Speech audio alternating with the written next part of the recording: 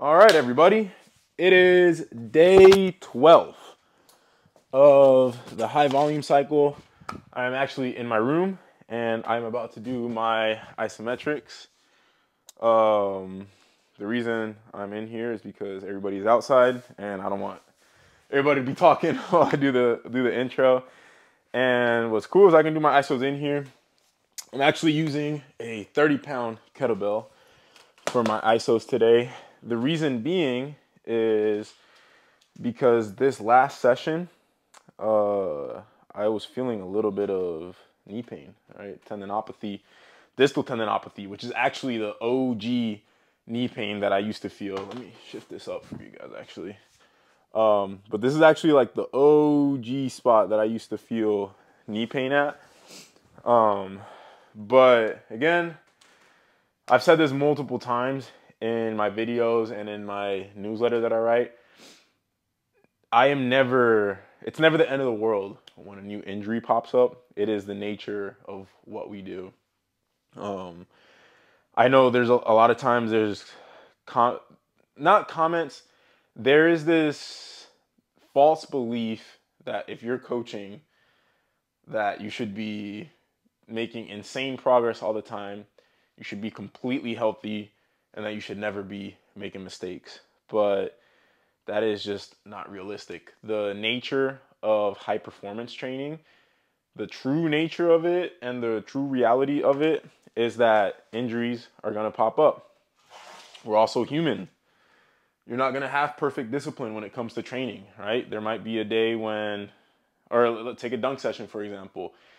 You might go in with the intention of the dunk session only lasting half an hour, but instead it ends up lasting 2 hours because it's really fun and you keep going. So just because you are a coach or just because you're at an elite level, it doesn't mean that you're exempt from the laws of human nature and our impulses. So, and then the other reality of high performance training is that things are going to break. I always give the analogy of we're Formula One race cars. We are high performance sports cars. And when you are pushing a car to its absolute limit day in and day out, things are going to break, right? Humans aren't meant to jump 45 plus inches in the air day in and day out. And we're not meant to have 500 pounds of weight on our back and try to squat that up and down. So injuries are gonna pop up, and then as you get older, the chances that injuries are gonna pop up are gonna increase. As you become more elite, the chances that you're gonna get injured are gonna increase. But that doesn't matter. What matters is how you listen to your body and the signs that your body is giving you. So, for example, distal tendinopathy popped up last Saturday. Instantly, boom. I knew that the best ISO for that is a straight leg knee extension exercise. Why? And then with a kettlebell specifically or a leg extension machine. Why? One, we can control the loading. When you're doing a manual isometric, the loading is more subjective, right? So what might be a 70% effort might not actually be 70% effort, and you might be pushing a little harder on a different day, or with less force on a different day. So you can control the loading really easily. Just change the weight of the kettlebell or change the angle of your leg, and that's gonna change the lever arm and how much loading you are experiencing. Two, you're out of compression, right? The leg is almost completely straight. Sometimes we have a slight bend in the knee. The tendon isn't in a lot of compression. Max compression is like your knee being all the way bent like this. And it can be really provocative for the tendon. So that's another benefit to the straight leg isometric. And then the last benefit, which is the same for all isometrics, is that there's no velocity, right? It's an isometric. You are holding length. You're not moving through a big range of motion with any velocity. Velocity is 0 in this movement. So we're taking that variable out of the equation, and all those variables combined make it really analgesic for distal tendinopathy, which is specifically a lot of compression can bother distal tendinopathy. The goal is eventually, obviously, to get to the point where compression isn't bothersome, which for me, This was the first time I felt the pain, and I honestly don't even feel it on this anymore. I only felt it like one jump in the warm-ups, and then the next day, like, I could feel it a little bit on my morning pain test, but not enough to where it's going to affect training. The main thing, if it's still bothering me by the time Friday hits, is just have a shorter dunk session or lower the intensity of the dunk session, which I am predicting I'm not going to need to adjust my training at all. I just have to add these ISOs in, and that's going to take care of the issue, which for a lot of injuries that pop up, it doesn't have to be just knee pain. A lot of injuries pop up. If it's below a 3, all you have to do is manage load a tiny bit, add some kind of rehabilitory exercise, and usually that clears up the issues. Problems with injuries arise when an injury pops up, you don't listen to your body, and then you're stubborn with your training, and you try to train through it, and then it gets worse, and you still don't listen to your body. You keep trying to stick to your training plan, and then things break down. And that's actually one of the huge benefits of the THP coaching is when something pops up, you can ask us. You can be like, hey, this issue popped up. It's a 4 out of 10 pain the next day. How should I adjust my training? We'll tell you what to adjust, and then 9 times out of 10, the problem clears up like that. Because you're it's like picking a scab, right? If you keep picking at a scab, it's not going to heal. You got to stop picking the scab, and then it heals up, and then you can do whatever it is that you were doing before. So that's kind of a in-depth segment on how we handle injuries that pop up in the middle of training. But getting into what the goal for today is, it is week 2 of this hypertrophy cycle. It's a lot more general, right? We just finished a period of time where we were super specific with our training. Now it's way more general, focusing on hypertrophy, and specifically, we want to increase my work capacity, and we're kind of doing the inverse of what a traditional mesocycle is. Usually you go from high volume to lower volume, and from low intensity to higher intensity. This cycle, we're going to go from decently high volume to even higher volume. So we're progressing, we're overloading the body in order to cause adaptation through the increase of volume week to week to week. So how we're doing that in this workout, for example, is last week, I believe we did sets of 8 on back squat. And I haven't looked at my workout yet, but I think we're doing sets of 9 on my back squat. That's just one of the exercises. Obviously, I'm doing other exercises, and we're going to be progressing volume up in those. Weight is generally going to stay around the same. Intensity isn't going to creep up much at all, because if you try to creep up in both intensity and volume, that's when issues can start to arise. And then as far as going back to what I was saying, I think the reason this knee pain popped up is because of a really rapid change in load. So I went from basically being unloaded in the weight room to adding a ton of volume. And then, I just came off of testing 50.5, so intensity was super high, and then went in and tried to jump again during a dunk session. So what I think I'm going to be doing this training cycle, which I tend to do actually during really, really difficult training cycles, is in my sessions, I'm going to play basketball instead. And what that allows me to do is allows me to get a lot of plyometric contacts, stay in shape, jump a little bit, but obviously I'm not jumping every single play, so the general jump volume tends to lower when I play basketball.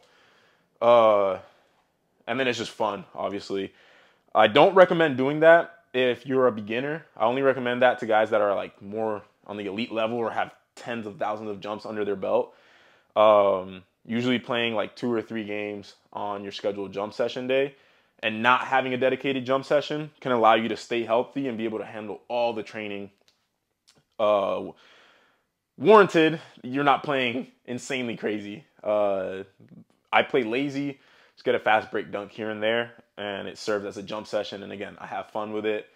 And it allows me to survive these arduous training cycles, because the truth is these are really difficult and the jump sessions are not fun.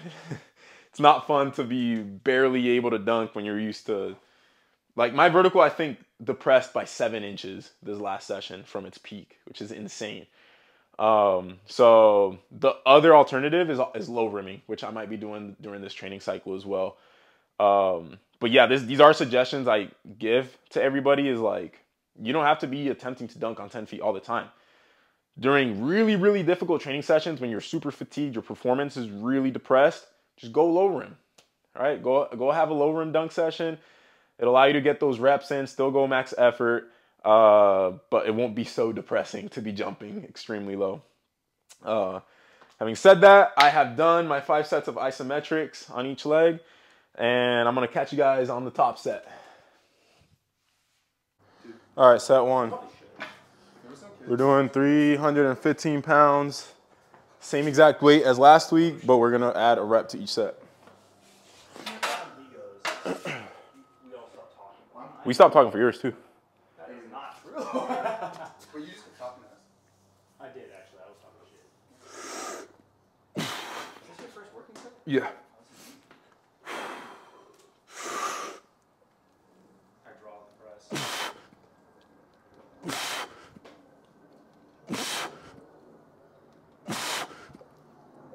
Right.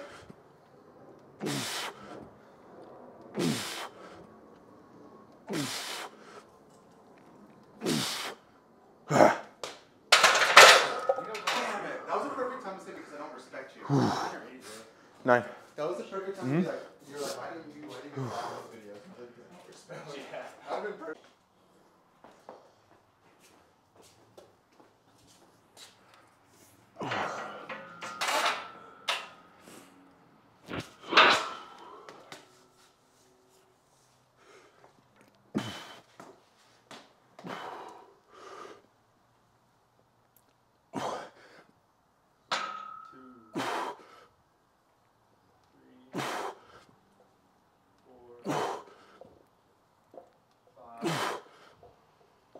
Isaiah, just step to your right.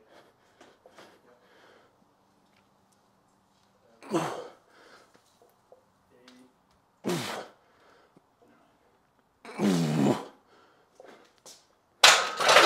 Kept hitting the safety. Yeah. All right, that was second set. Oh, sorry. I don't really have much to say about it. Just trying to get them done. Body feels good. All right, y'all. About to do my third set. Doing lots of reps really gets me. I'm like hella out of breath after each set.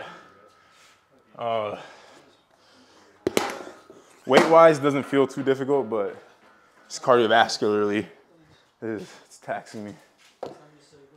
Whew. I gotta remember to keep my depth pretty high, because as soon as I start getting to that parallel range, I start getting into a little bit of butt wink, and I feel it in my back. So if you're wondering why I'm squatting so high, it's literally just to protect my back. All right, let's get it. Last set. Can we film this actually? I'm trying to be better about filming on my phone. I'm gonna do that today too. Thank you. You just reminded me. Yeah. I've been horrible. I usually don't. It's like, I'm not like I need that for content. Cinematic's cool. Vertical. Probably story.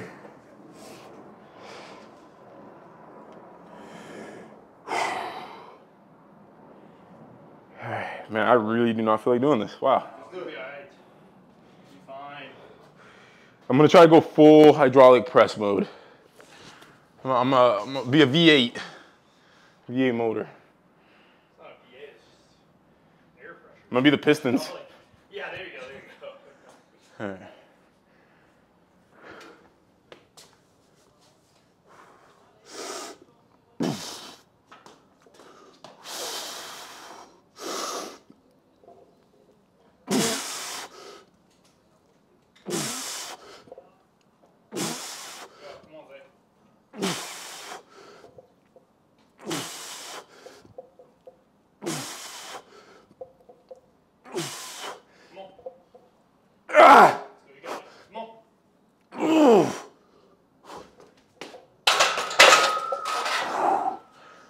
Bro, one of those, like number 2 or 3, shredded my PFP.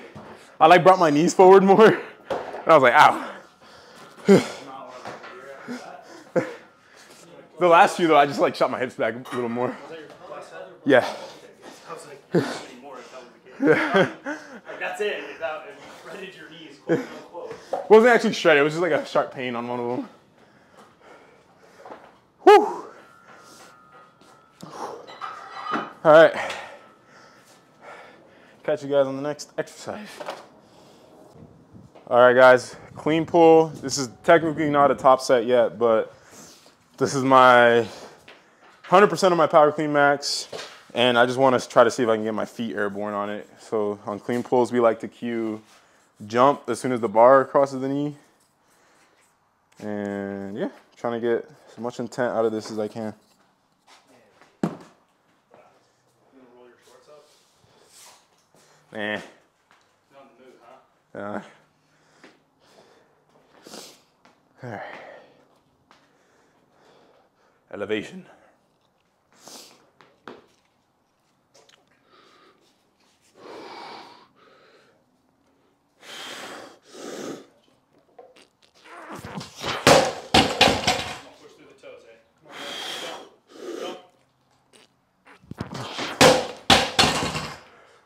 That was as good as I could get. Is it? Yeah. Well, the first one you went like this and then just pulled your toes up and started pushing through the ball. The second one felt better. The second one looked better. I'm saying the first one. Okay. So I'll never do this when you're practicing. It was high pulls because he likes to see how hard you can pull it, how high you can pull it. Yeah. Serious. You record this one too? He's like 315. Let me see how high I can pull this. All right. Top sets, 345. I think this is the most weight I've clean pulled in my life. Wait, really? Yeah. Hold on a second. All right, we're good. 315 used to be like, it's like too heavy. Like I'm going too heavy. So yeah, this is definitely the most I've clean pulled. Let's try to make it look like a clean pull, not a deadlift. Yep, the jump, that second pull is gonna feel slow. Yeah. Okay. All right.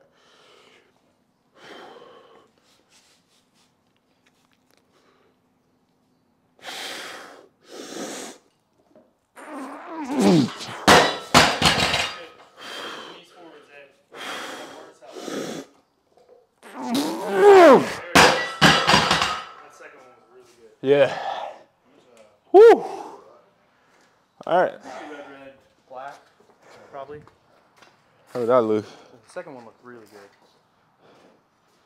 That's pretty good. Oh, that moved pretty. Yeah, it was pretty good. That moved pretty well. Yep. And then this was. Oh wait, that's the first rep. That was the first set. This is the set.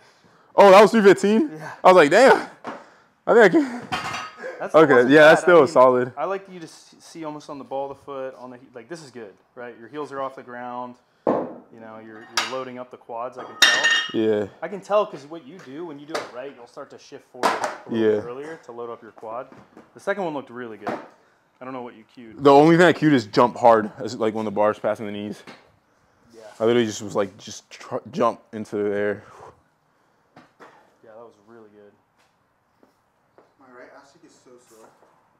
Yeah, it was good. Lit. Nice full extension there. Lit. Look at that guy. All right, sick. Austin, you want a video? One more set. Footy night.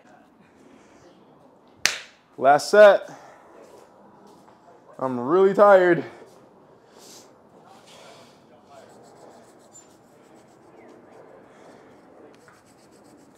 Talking up here, boys and girls, if you're watching.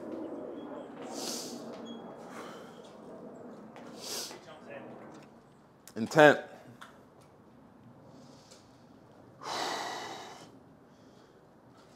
Intent.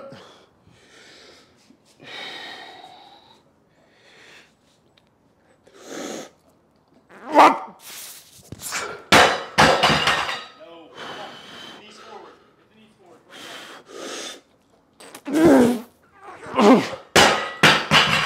I'm dead, bro. I'm like, I'm done. I added a set here, and intensity went up. Intensity stayed the same. Oh wait, no, intensity went up and you added a set. Okay. Yeah. Oh, I was like, oh, that was bad. Bro, I could tell, like walking up, I was like, I don't think I can go hard right now. I almost like would have rather you paused and then just like actively drove the knees forward and just tried to do this. No, that Actually was, jump, but and I was trying, like I just, yeah. when it gets really heavy, that's the first thing that goes through you. even on cleans. Yeah. You default to shorting the second pull. You'll do this. You'll go here, and you'll just come to here instead of like actually getting tall in this position. Like when I see you miss, or the bar doesn't get a big jump. Bro, it's the same sensation as like last set, like being fatigued in a session, and I don't feel like trying. It's the same sensation here. Your nervous system just goes. Yep. That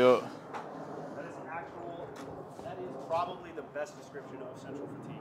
Yeah. Like I've heard people say that. They'll be like, it just feels like I can't try harder. Yep, that's exactly what it is. I don't want to try harder. Like I can, but I like can't at the same time. Yeah. Like you're trying. It makes me feel like I'm bitching out. Yes, like you're not. Yeah, it's weird. And the bar's so heavy off the floor too. It's like. No, like if you compare, so that set compared to the previous set, it felt like I was lifting like 30 more pounds. Really? Like on that one, yeah. Well, that's because you work. No, I'm kidding. No, I know. I'm like, what? You're like, no. Like, no, bro, it's the same way. I knew it was going to come out of your mouth. Figured out, like, who we are. They had it. All right, y'all. Last two sets.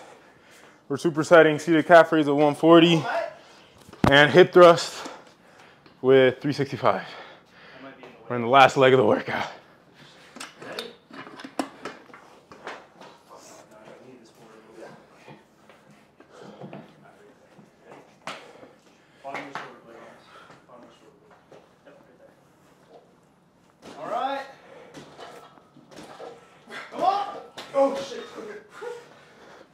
Slide.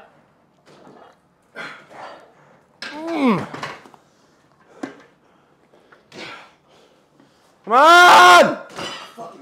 10 RPE. What RPE? Something was off with the positioning on Huh? What RPE did I actually put? 6.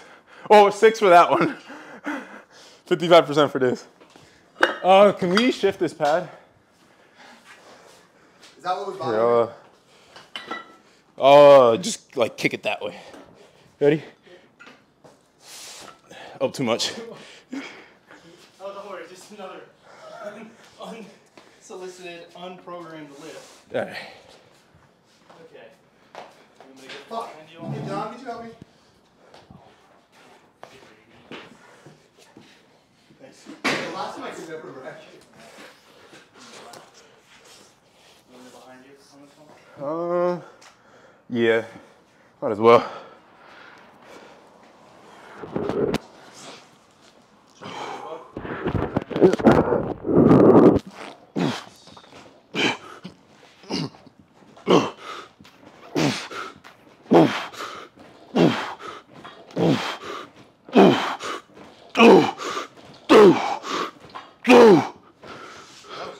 Ah, damn it. I told you he was doing extra. I'm just kidding, I was saying he was doing less. One more. Hey, John, boy, did you? Slide underneath there, boy. Ready?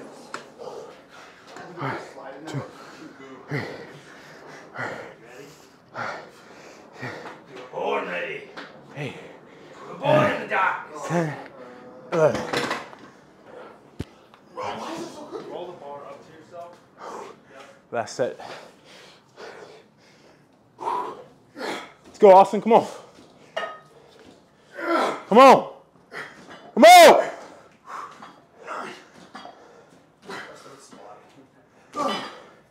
What if I stood over you and I was like this? Squatting here?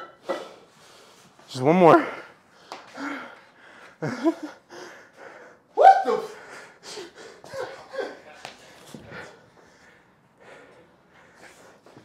Fuck. Sorry, Monty. Whew. Come on, Ty. John, I'm gonna need you. Come on, help him out. Yeah, you should come pick this up. The last one, I can't lift it high. Last set. Sit. Go, Dad! The baby ain't gonna pick this up! Sit. Down.